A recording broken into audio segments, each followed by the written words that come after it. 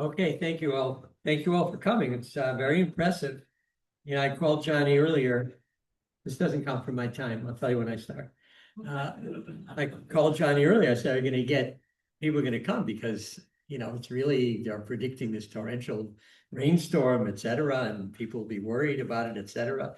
So, kol kavod, give yourself a pat on the back. Don't hurt yourself, but you definitely deserve. A Yasher call for that. I'm reminded of the time that I was invited to give a talk in Chicago. Chicago is in the winter. It's not mild like Iri Yamim or Renana, etc. And it was this blistering snowstorm. And what could I say? I had to come and had to park far away because all the streets were filled with snow and trudged through the snow. Finally, I get to the shul and I walk in, and there's one person there. There's one guy there. So I said, I looked around and waited a little while, maybe somebody else would come. And no, nobody else came. And I said to him, listen, I know you're the only person here, but I feel bad. You came, so I'm going to give my share here, my talk here. And he goes, Rabbi, no problem. I'm the janitor. As soon as you're done, I'll. So, okay. Well, all right. So I want to talk a little bit. I'm going to try to talk fast because I have a few things to say. So you're going to have to listen quickly and try to talk about what I think is a very fascinating subject, Yosef and Chanukah. Now, when you hear this, it really seems quite improbable. It's quite a stretch to try to connect Yosef to Chanukah. What do they have to do with one another? They live many centuries apart, and on the surface, they seem to have nothing at all in common. But things are not always the way they seem to be. And looking into this, even though I thought it was somewhat of an original thought, but it's not, Ein Chadash Tachat Hashemesh, and I see that there are a number of number of scholars who have looked into this and also want to connect Yosef and Chanukah because for a couple of reasons. First of all, the story of Yosef always takes place during Chanukah. That is just a given. The number of course, the story of Yosef takes up quite a big chunk of Sefer Breshit. The only one who maybe has more text is Yaakov, but Yosef has a lot of text. It's a long story. In many ways, I've always felt he really is the fourth Av, the fourth patriarch. This should be symmetrical for Imahot, for Avot. Esav taken out of the mix, but Yosef really, I think, belongs in there. Let's say he's an honorary patriarch, but it always takes place during the time of Chanukah without fail. And that's definitely, I think, not by coincidence. You see other examples of this in the Torah, that events that occur in the calendar year are connected to the Torah reading. Just as an example, the death of Aaron. Aaron's the only person in the Torah that has his Yortzeit recorded, Rosh Chodesh Av. And we almost always read the Parsha, which is Hukat. We almost always read that right around the time of the death of Aaron. In fact, this past year, I believe it was exactly on the Shabbat that we read about the death of Aaron on the date that he died on a Shabbat. So very interesting. So we believe that there is a connection. Second of all, Hanukkah does not have its own Masechta, right? Most of the Chagim have a Masechta to it, right? Rosh Hashanah, Yom Kippur has Yuma, Sukkot has one, Purim has Megillah. So most of the Chagim have a separate tractate of the Gemara. Hanukkah does not. However, it is discussed in fairly quick order in the Gemara of Shabbat. And there in the Gemara, it starts around Daf Chaf Aleph. And there, the famous question, my Chanukah, what is Chanukah all about? The Gemara asks and tries to answer it. And then in the middle of this discussion, in the mitten derinim, as we would say in the Alter Yor, we would say that this suddenly from nowhere, out of left field, the Gemara interjects and makes the statement. They connect it to another statement of Rav Kahana, whatever, but says almost for seems kind of strange that this famous statement about the pasuk that talks about the fact that the pit into which Yosef was thrown had no water in it. So the Gemara says, true, there was no water in it, but snakes and scorpions were in it, says the Gemara, and begins, a little bit of a statement about Yosef in this discussion about Hanukkah. So there's a lot of, I don't think it's flippant. I don't think it's just an offhanded remark, but it seems to be a hint that we should look for a link between the two. And there are a number of commentaries that try to make this connection. For one thing, they say that talking about Yosef and the pit and Chanukah, so they connected by saying, well, the brothers at that point, they had agreed they were not going to kill Yosef. They were going to throw him in the pit, and then, of course, they were going to sell him into slavery. But if they would have known that there were snakes and scorpions, then they would not have put him in the pit because he might have been bitten and killed by them. Of course, he was miraculously saved by Hashem, but they didn't know that. So the fact is they didn't know that there were snakes and scorpions, says the Gemara. How come they didn't know? They didn't know because it was very, very deep, the pit, and they couldn't see. It's dark. They couldn't see all the way down, so they didn't know what was in it. So the Gemara draws from this that if something is deep, or in this case, a fairly long distance, you can't light your Hanukkah menorah, your Chanukiah, because for example, if it's higher than 20 amot, so people will not look there. It's too high, people won't notice it, and you will be unable to fulfill the central mitzvah of Pirsume Denisa, of publicizing the miracle of Hanukkah. So it has to be at some place close by where people can see it. So they connect the size of the pit to the distance that you have to avoid when you want to fulfill the halacha of lighting it. They make another connection as well, that Yosef, after he becomes the viceroy and he goes to the funeral, they have a whole entourage. They go back to Barat Machpelah for the funeral, the burial of Yaakov. So he stops at the pit, the same pit that he had been thrown into. He passes by, he stops there, and of course, to reminiscence about what happened to him and this amazing story of going from the bottom of the pit to the top of Mitzrayim, and there he makes a bracha. He stops and he says, Baruch atah Hashem, Elokeinu melech haolam, she'asa li nes b'makom hazeh. Thanks, blesses God, who did this miracle for me in this particular place. And they connect that to the fact that on Hanukkah, we make a similar bracha. We say, she'asa nisim la'avotenu. And so that whole concept of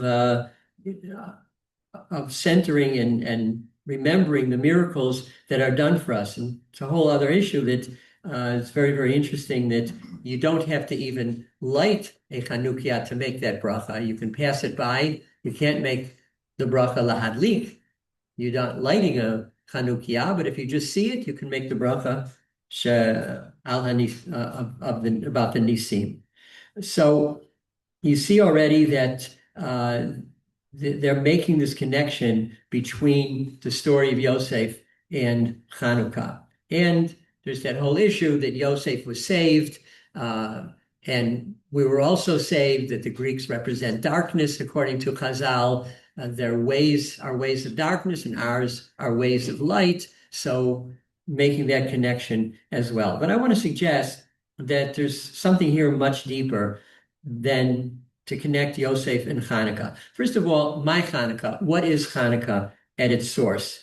I've always been amazed by the universal Jewish love and attraction there is to Chanukah throughout the world. We celebrate this great victory over the Syrian Greeks. And of course, we take pride in our brave Maccabim. We use the word Maccabi.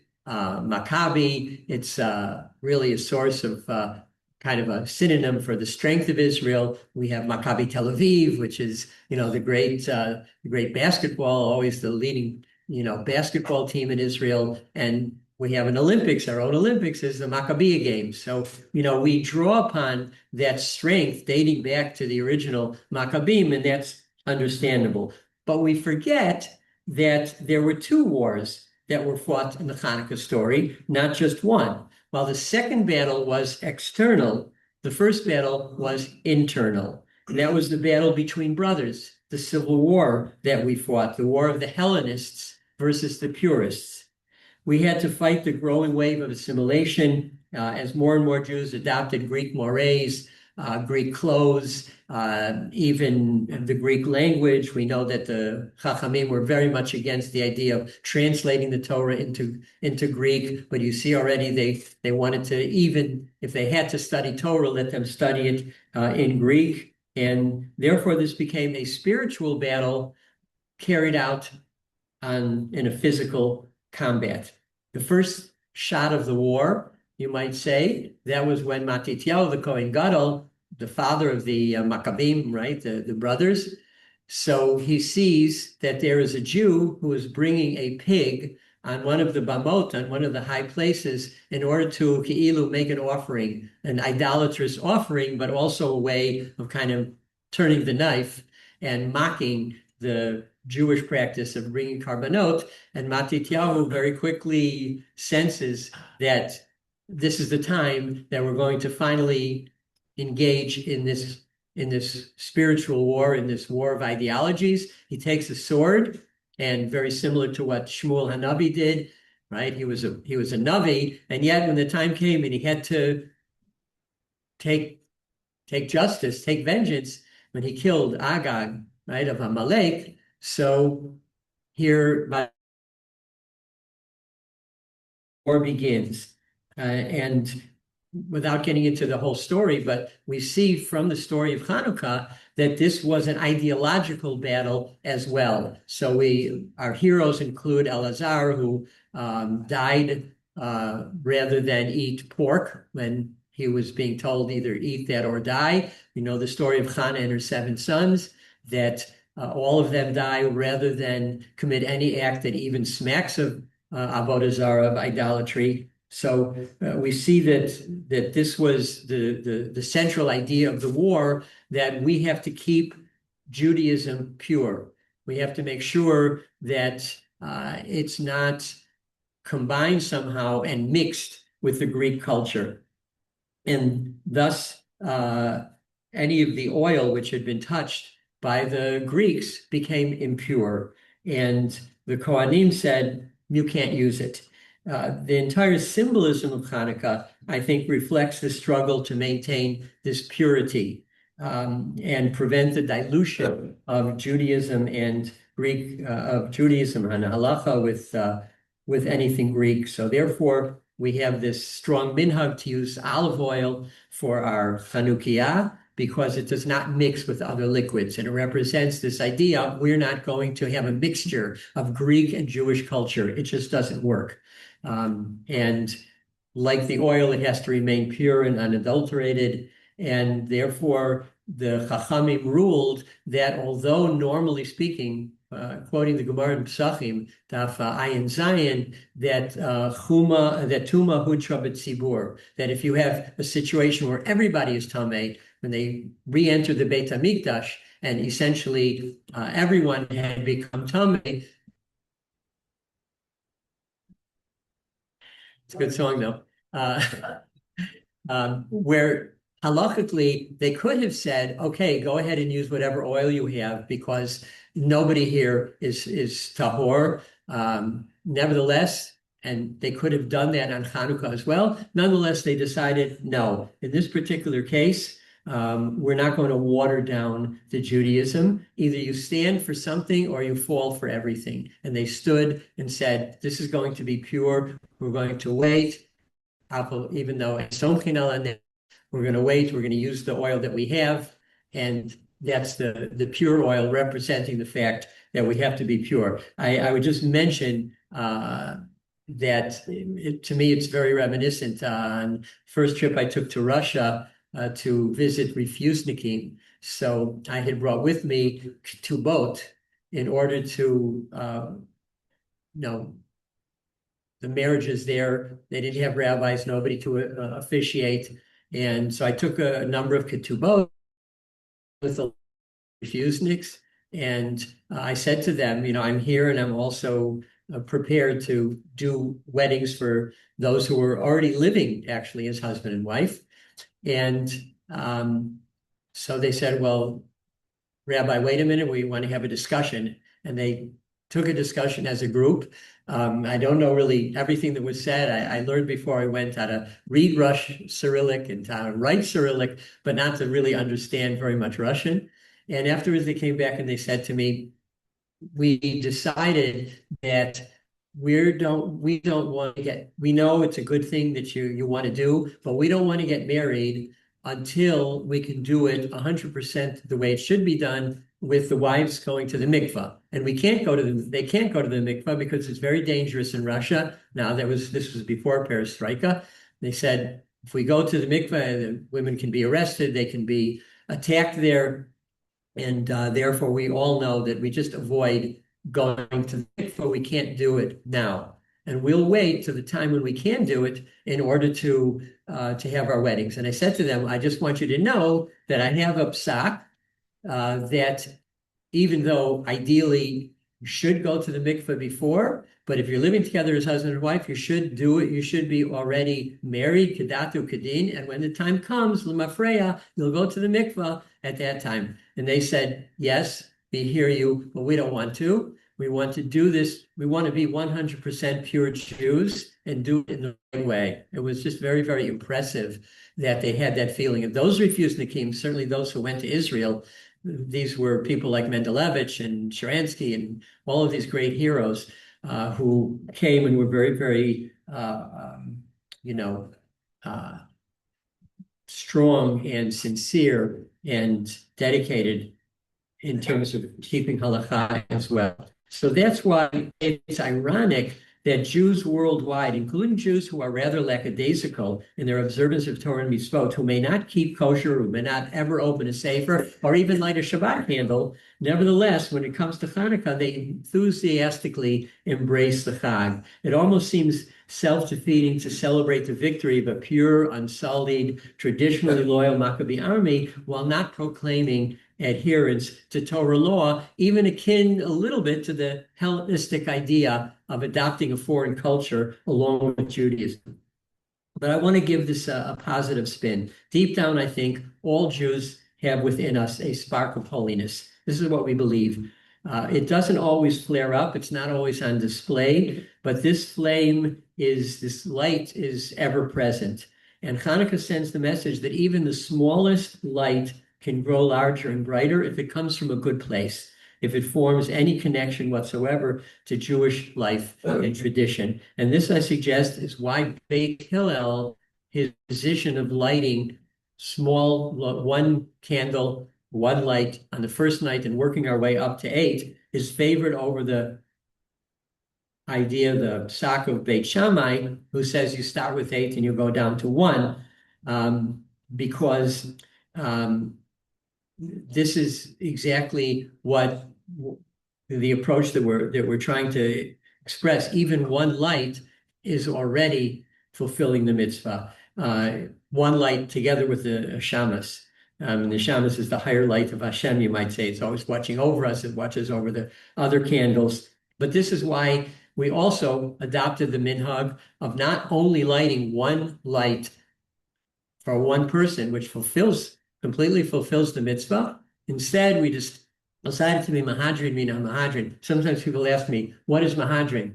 They're at a banquet, or is this mahadrin? I say, I don't know. I didn't take any candles to light, because that's the only time that we actually mention and have a halacha of mahadrin, what mahadrin means. So here's mahadrin mina mahadrin, that every member of the family is lighting candles every night. So you have this tremendous amount of light, and putting it in a visible place, so the light really shines as brightly as possible to everybody passing by. So every Jew who fights to keep Judaism alive, whether you're a soldier in the army, these are our modern Maccabim, or those who study Torah, people who do chesed, etc., or just proudly identify as a Jew, whether here or abroad.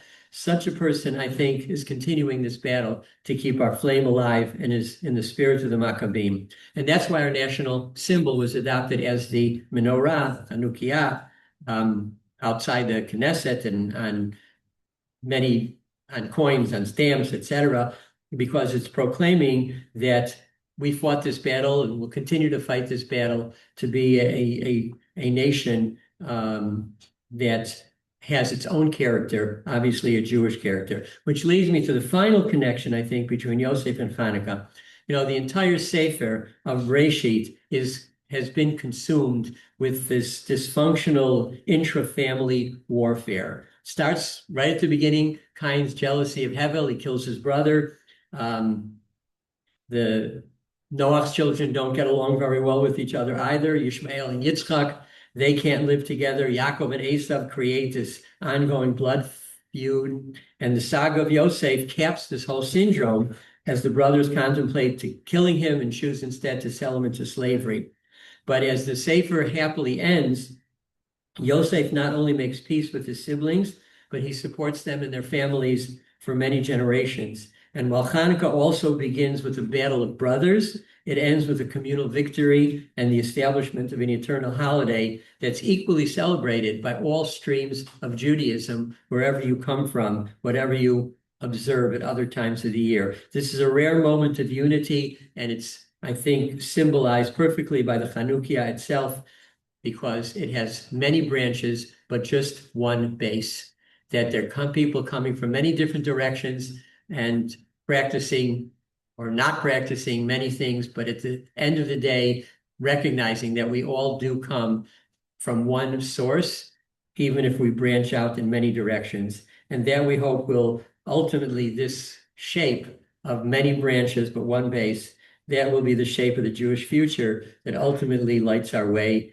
not only to victory in this war and peace in Israel, but ultimately to the Geula Shalema b'Pem Rabbi Ameinu. Amen.